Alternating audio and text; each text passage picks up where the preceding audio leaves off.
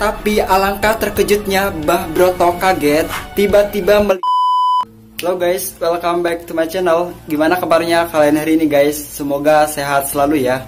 Oke, di video kali ini saya akan membahas kisah si manis jembatan Ancol. Mendengar kata Ancol, kalian pasti langsung mengasosiasikannya dengan pantai, taman hiburan, serta akuarium terbesar di Indonesia. Ya, Ancol memang bisa dibilang sebagai gudangnya wisata bagi masyarakat Jakarta guys. Apalagi dengan banyaknya acara seru, dan kawasan ini senantiasa jadi opsi buat kita yang ingin sekedar get tanpa harus pergi jauh dari kota Jakarta. Namun di tengah popularitasnya Ancol, ada sebuah kisah urban legend yang menarik di kawasan jembatannya. Kisah urban legend itu dikenal dengan nama si manis jembatan Ancol.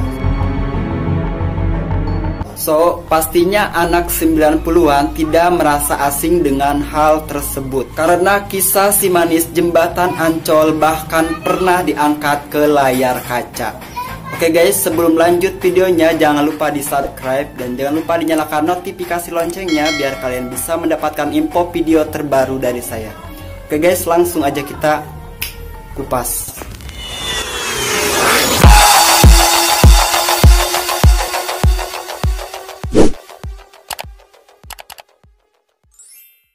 Nah guys, jadi menurut Om Hao, ahli retorika yang memiliki keahlian melihat kondisi di masa lalu, menyampaikan bahwa si manis jembatan Ancol tersebut rupanya tidak hanya satu sosok saja, melainkan ada beberapa guys. Sosok yang dapat dilihat dengan jelas Om Hao ada 3, dimana ketiga sosok tersebut ternyata memiliki perbedaan kisah dan waktu kematiannya sendiri-sendiri, kata Om Hao ini. Karena ada 3 tahun yang berbeda, jadi awal tahun 1800-an, 1900-an, dan 1950-an ini semuanya berbeda-beda jelasnya. Namun yang saya akan bahas di sini kisahnya yang familiar aja, yang biasa didengar di kalangan masyarakat guys. Oke guys, kita bahas asal usul si manis jembatan Ancol. Namun di sini ada 2 versi. Langsung aja kita bahas ke versi pertama. Versi pertama dari kisah si manis jembatan Ancol ini mengisahkan tentang seorang gadis bernama Maryam yang tewas di sekitar jembatan Ancol. Ia tewas karena diperkosa secara bergilir oleh beberapa orang pria. Saat menyadari bahwa Maryam sudah lagi tak bernyawa, para pemerkosa tersebut berinisiatif membuang jasadnya di jembatan Ancol. Karena Maryam meninggal dengan cara yang tidak wajar, maka arwahnya pun dipercaya masih bergentayangan di sekitar jembatan tersebut. Dan katanya sering mengganggu orang di sekitar guys. Misteri jembatan Ancol versi kedua ini berlatar pada abad ke-19 ketika Belanda masih menduduki wilayah Jakarta atau dikenal dengan sebutan Batavia saat itu. Ada seorang gadis muda yang sangat cantik tinggal di sebuah paviliun milik orang kaya. Gadis tersebut bernama Maryam. Ia tinggal di paviliun tersebut bersama ibunya dan kakaknya. Karena kecantikannya itu, banyak pria yang tergila-gila kepada Maryam ini guys. Tak terkecuali dengan pemilik paviliun tempat Maryam tinggal. Namun Maryam dengan tegas menolak ajakan nikah dari pemilik paviliun tersebut, karena tahu ia akan hanya dijadikan selir. Singkatnya, Maryam kabur untuk menghindari paksaan juragan pemilik paviliun tempat tinggalnya tersebut untuk menikah. Pelarian Maryam menuntunnya ke kawasan Ancol. Di sana ia bertemu dengan Oi Tambasia, seorang yang populer dan pemilik villa di kawasan Bintang Emas Ancol. Oi yang tertarik akan kecantikan Maryam, lalu memerintahkan centeng-centengnya menangkap Maryam untuk dijadikan wanita simpanan. Ketika akan ditangkap oleh para centeng, Maria memberikan perlawanan sengit guys. Sampai akhirnya di bendungan Dempet dekat Danau Sunter yang saat ini populer menjadi saksi kematian Maryam di tangan dua centeng Oi Tambasia. Mayat Maryam lalu dibuang di persawahan sekitar 400 meter dari jembatan Ancol. Berkat dari kisah tersebut di sekitar Sunter dan Ancol, sering terjadi penampakan gadis yang dipercaya sebagai hantu dari Maryam yang gentayangan. Nah, terdapat beberapa kesaksian atau cerita orang-orang tentang si manis jembatan Ancol yang bikin bulu kuduk merinding guys. Bukan hanya sekali penampakan hantu si manis ini di hadapan manusia, sosok hantu ini pernah menampakkan diri dari tahun 1960-an hingga tahun 2000-an. Ini dia guys sejumlah misteri penampakan si manis jembatan Ancol.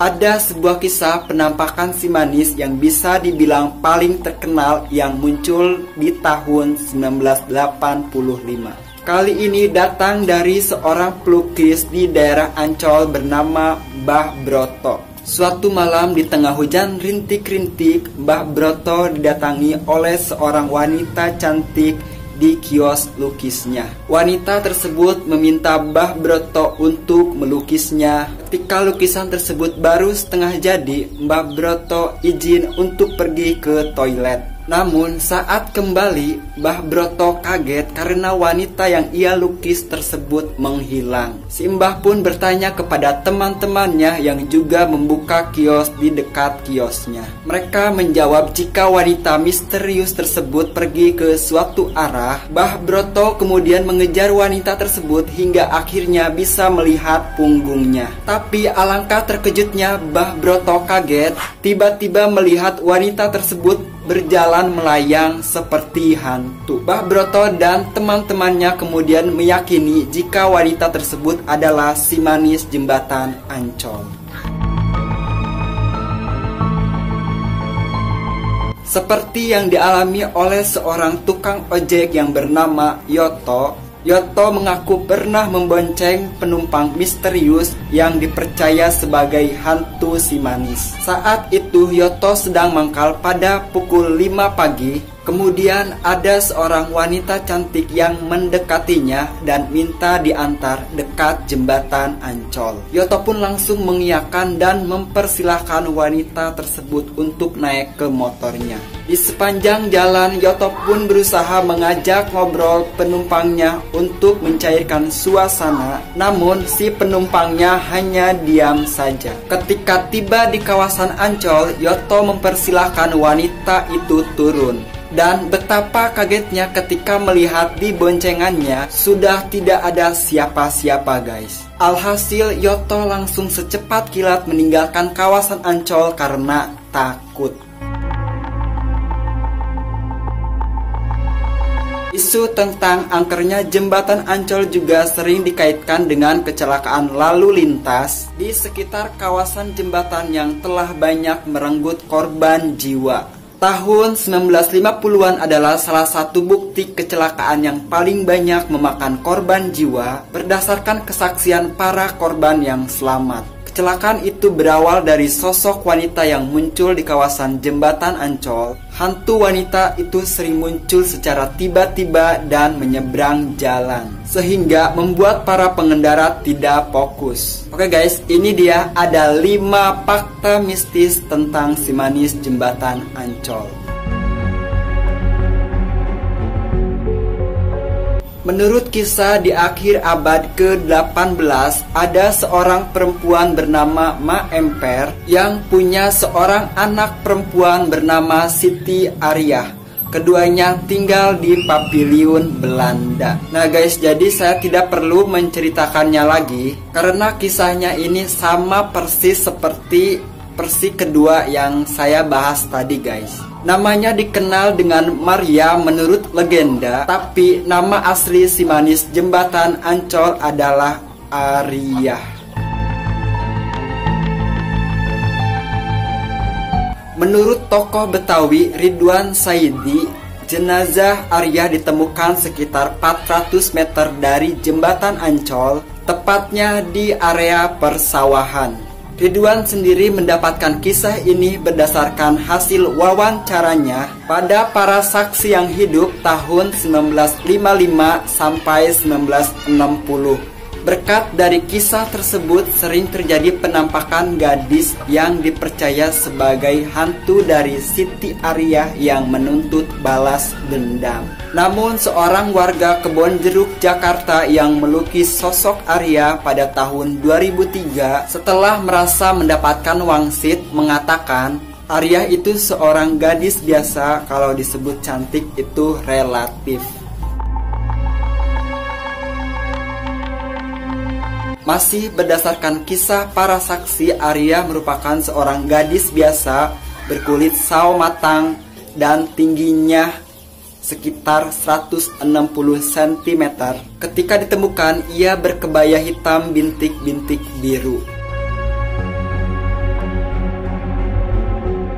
Kisah tentang si manis jembatan Ancol sangat terkenal di Asia Tenggara, guys. Bahkan kawasan Ancol disebut-sebut sebagai salah satu lokasi paling horor di Asia Tenggara. Kisah hantu dari Ancol ini bersanding dengan kisah horor dari Filipina, Jepang, dan Korea Selatan.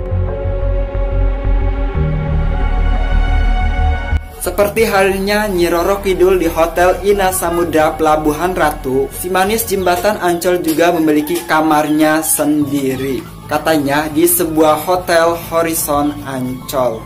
Di hotel itu sering terlihat wanita cantik melintas di depan mata, tapi saat diperjelas wanita tersebut hilang entah kemana, guys. Konon wanita tersebut tak lain adalah si manis jembatan Ancol. Kemudian muncul kabar bahwa manajemen hotel itu membuat kamar khusus untuk hantu tersebut. Nah guys, dari kisah tersebut, dimanapun kita berada, kemanapun kita mau pergi, jangan lupa untuk minta perlindungan kepada Yang Maha Kuasa ya guys. Oke guys, terima kasih yang sudah nonton sampai akhir. Mohon maaf bila ada salah kata atau informasi yang saya sampaikan. Jangan lupa untuk di like, comment, share, dan subscribe video saya di bawah ini. Saya Muslihat Mumus, terima kasih atas waktunya. Thanks for watching.